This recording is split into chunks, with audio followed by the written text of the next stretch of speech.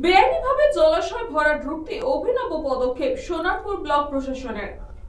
Sonarpur block প্রশাসন বেআইনিভাবে জলাশয় ভরাট রুখতে এবং স্থানীয় বাসিন্দাদের আর্থিকভাবে স্বনির্ভর করতে এক অভিনব পদক্ষেপ গ্রহণ করেছে।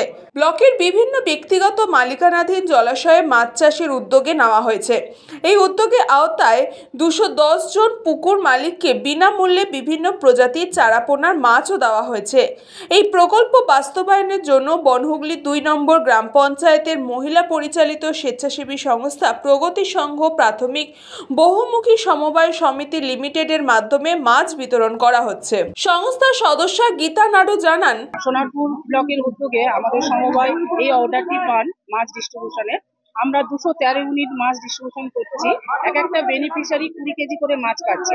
এটা আমরা বিভিন্ন আমাদের পঞ্চায়েত আছে, যেমন খেয়াদা 1, খেয়াদা 2, সেই সকল পঞ্চায়েতে আমাদের এই স্বনির্ভর গোষ্ঠীর মেয়েদের কিছু কিছু পুকুর আছে এবং তার হাজবেন্ডরাও পুকুর চাষ করে।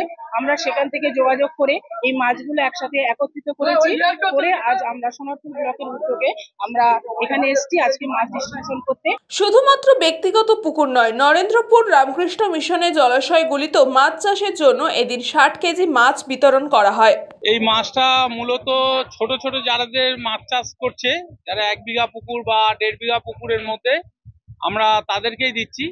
এবং এই সমস্ত ছোট ছোট চাষিদেরকে যাতে আরো উদ্বুদ্ধ করা যায়, তার জন্য মাননীয় মুখ্যমন্ত্রী মমতা বন্দ্যোপাধ্যায়ের যে চিন্তা ভাবনা, এবং আমাদের রাজ্য সরকার থেকে এবং আমাদের জেলায় যারা আধিকারিক আছেন এবং আমাদের কর্মাধ্যক্ষ সাহেব আছেন এবং আমাদের যিনি মূলত মন্ত্রী আমাদের বিপ্লব রায়চৌধুরী, উনি আমাদের এই মাছটা বিভিন্ন জায়গায় যাতে ছড়িয়ে পড়ে ছোট চাষিদের মধ্যে, এর জন্য এই মাছটা আজকে বিতরণ করা হচ্ছে ছোট চাষিদের মধ্যে।